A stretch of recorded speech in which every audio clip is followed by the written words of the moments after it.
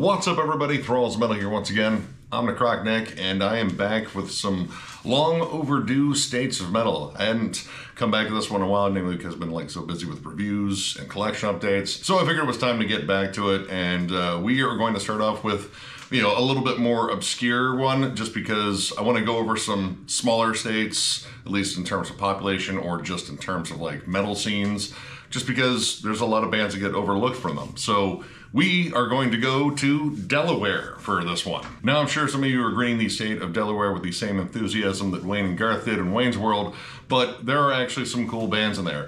But first, I'm going to go over what I actually know about Delaware. First off, it is the first state of the Union. Actually, I want to say that it declared its statehood before the actual war for its statehood really got underway. So pretty bold move, and if that hadn't worked out, man, the apology tour probably would have been rough for that one. I'm not entirely sure what people from Delaware are called, Delawareans sounds like that's right, even though that sounds like a alien race that Captain Kirk definitely would have tried to bed down. It is the second smallest state. In fact, it is only 35 miles across. So if you drive like me, you can get across the entire state in 10 minutes. But yeah, it's smaller than Rhode Island, which you can get across in 5 minutes, I'm reasonably sure. And Rhode Island's not even an island. So, I mean, poser status confirmed there, I think. Some other interesting things I came across here is that this state actually holds a record for the world's largest Lego tower. It's over 113 feet tall and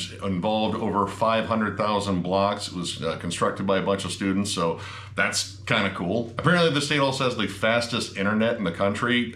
that seems like a really interesting stat there. I mean, congrats on your upload and download speed. Must be amazing. Considering there doesn't seem like there's much to do in Delaware, it's awesome that at least, you can just surf the web quickly. This state apparently has an abundance of chickens. I guess chicken farming is a big thing there.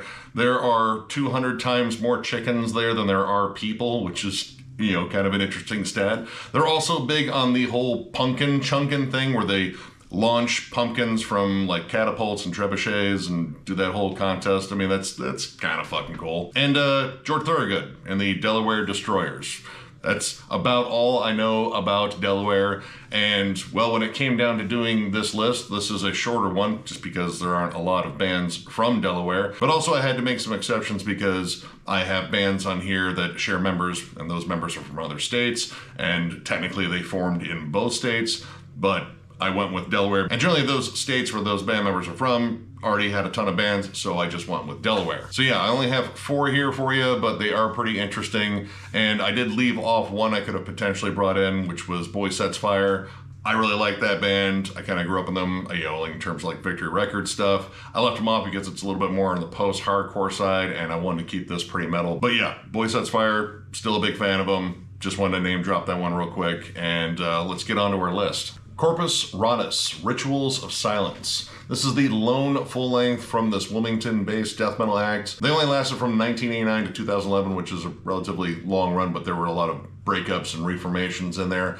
This, as it stands, is their lone full-length album. This is nasty, old-school death metal, produced and mixed by King Fowley of Deceased, too. There's a lot of thrashy riffs to it. It definitely has an old-school Cannibal Corpse vibe, but the vocals, I would say, are a little bit closer to Corpse Grinder, where they're more of a roar than they are a guttural growl. The guitars are muddy, they're dark. A lot of this is very fast-paced. In fact, the drum work in here reminds me a lot of Autopsy. It's a little bit more frantic and a little bit more punky. It's not a very technical album at all. It mostly just kind of thrives on its just bombastic energy. And this band does have a couple of later EPs, and the later sound definitely had a little bit more of a grind influence too, so that kind of worked with the drumming as well. But as fast and as furious as this album goes, there's some great groovy sections in Hatred and Pain, Mutilation, the eponymous track Corpus Rus, and the last track Bigotry, which just has some great riffy breakdowns on it. And I really like the steady ramp up of energy on Corpus Rus, where each section kind of gets a little bit more intense and it just kind of builds to a fever pitch. I just think that's sort of a fun songwriting style in general. And every solo on here is definitely more along the lines of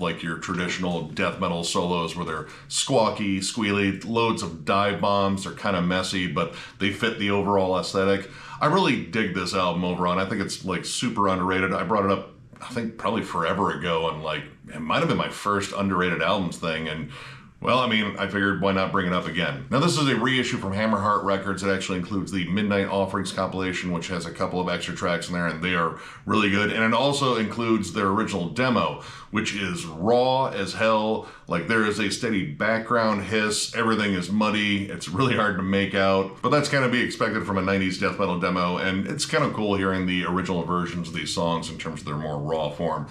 If you have never jammed this, I strongly recommend it. Old school death metal fans, I'm absolutely sure would love this. If you like, again, like early Cannibal Corpse, Autopsy, pretty much stuff that is kind of, you know, still a little bit in the late 80s and also in the early 90s. Like, you know, there's a little bit of a stylistic change there in death metal overall.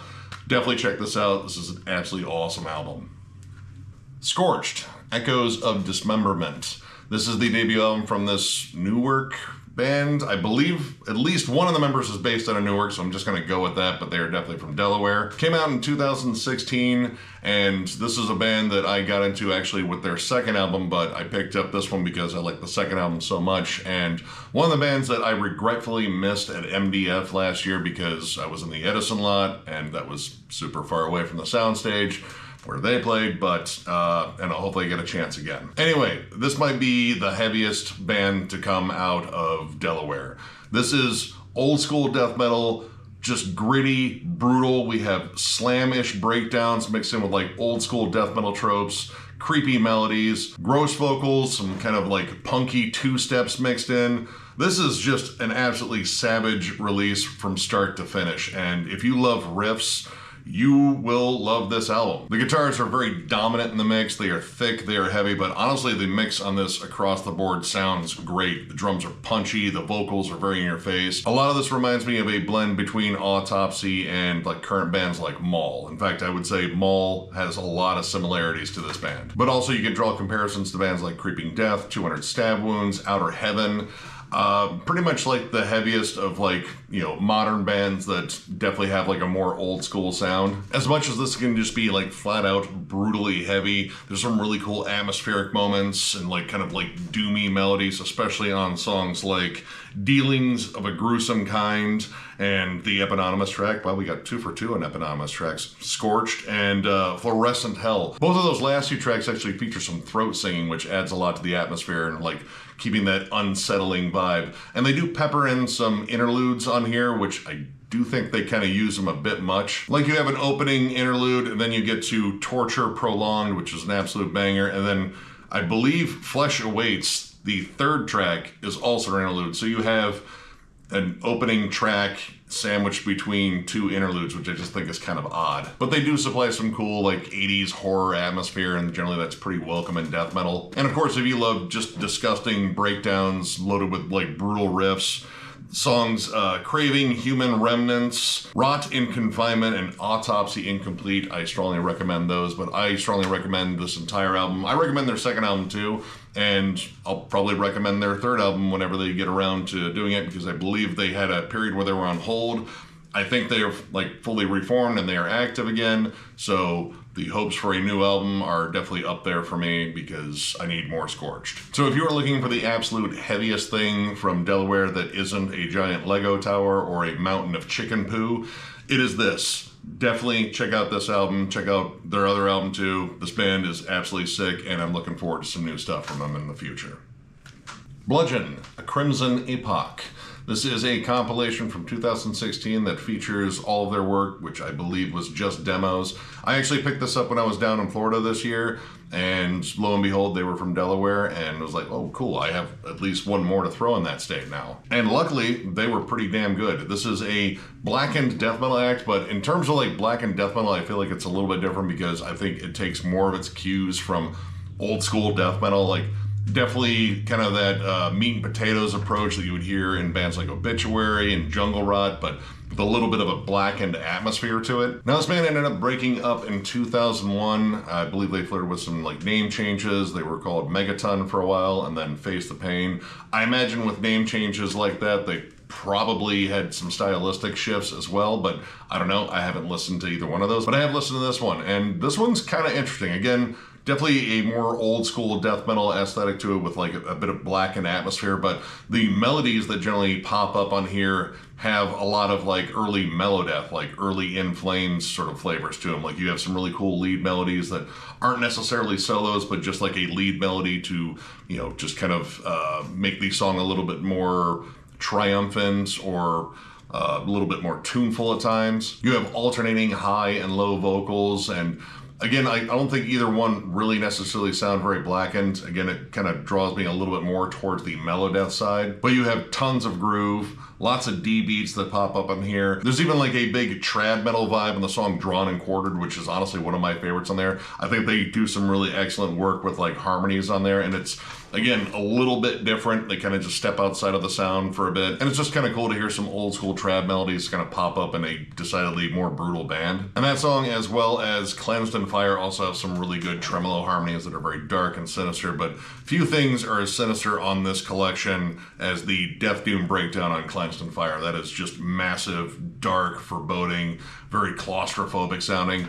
And I mean, production-wise, this is a collection of demos. It kind of does sound like what you'd expect. I mean, the mixes are very raw. The levels aren't necessarily great in some spots, but musically, I really dig what these guys were doing here. I like that it definitely has a more old school death metal aesthetic to it. It isn't just a mess of blast beats. I mean, blast beats do pop up in here, but they are done infrequently. Again, it's more groove based, lots of D beats, and really solid riff work. So yeah, I was like pretty much clueless about this band until this year, so yeah, I'm still kind of fresh in this one, but I know I do like it. Now, this compilation came out in 2016 on Lost Apparitions Records, so imagine it's not super difficult to find if you're looking for it, but I recommend checking it out. If you're a big fan of like old school death metal in particular and you like it with a little bit of melody, I'm pretty sure you'll probably dig some of this. Again, keep in mind that it's demos and it does sound a little bit rough, but again, musically, I think it's pretty solid, so check it out. And finally, we have Traitor, Delaware Destroyers. This is their debut EP. They are both from Delaware, and they also have members from Philadelphia, so it's sort of a Delaware-Pennsylvania mix here.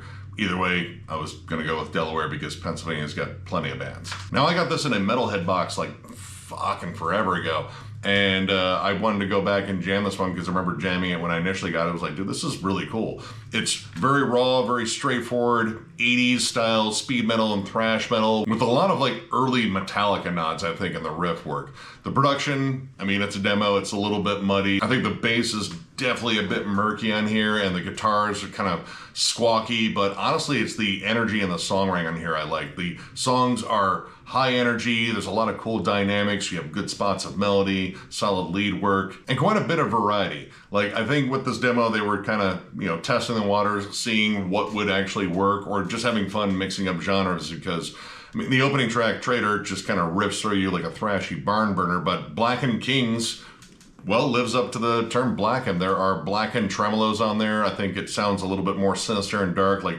definitely a bit of like Venom worship in it too. And the breakdown on it, I think, is absolutely fantastic. Like just a good, solid, crushing riff. But then you get down to Defy the Gods, and you're kind of getting more into like the trad metal realm. Like it's definitely still played at like a speed metal, thrash metal pace, but the riffs are definitely more melodic, a little bit more triumphant. And the vocals even shift on that to a little bit cleaner delivery too. And those clean vocals also show up in the last track, Bastard to the German Commander.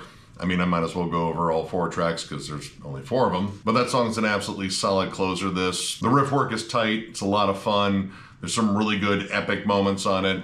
And overall, I really dig this demo. It is a full throttle sound. It's definitely very raw, but you kind of just lock into the energy, and it just kind of comes across as like a live session. Like that's the whole feel in that, and I really like that. Now, this is the only thing I own from them. I know they have a self-titled EP, and they did a split with Sacrificial Blood, which I think they share a member with, and they also have a full length that came out not too long ago. So there's definitely a lot more than just this out there if you'd like to check them out, but I strongly recommend it if you're a big fan of speed metal and thrash metal and, you know, like Venom, you know, early Metallica, maybe like early Exodus too. Definitely check this out. This is a fucking banger of a demo. And that is it for the state of Delaware. I know there's just not much there, but I at least want to bring up what I thought were some really good quality releases that represent the Delaware metal scene, however small it is, pretty well. Now the next one I have in store for you is also a short one, and also another place where you wouldn't think there would be a lot of metal bands, but I did find some, so stay tuned for that. And of course, if you enjoyed this video, give it a thumbs up, and if you're new to the channel, subscribe, because we do stuff like this all the time. We are also on Patreon. If you'd like to help us out there, there's a link down below to thrallsofmetal.com. Our Patreon link is there, as well as it's on our channel too, but our store is there. It's open. We have new shirts to sell, we have old shirts to sell, and we also have hats now, so if you're looking for some Thralls merch, that is exactly where to find it. And of course, thank you guys so much for liking, subscribing, following, all that shit. It means the world to us. It is amazing doing this, and we're looking forward to just overloading you with more content. I'm gonna get back to like collection updates here relatively soon, and covering a whole bunch of stuff that we just haven't had a chance to review, so definitely stay tuned for that.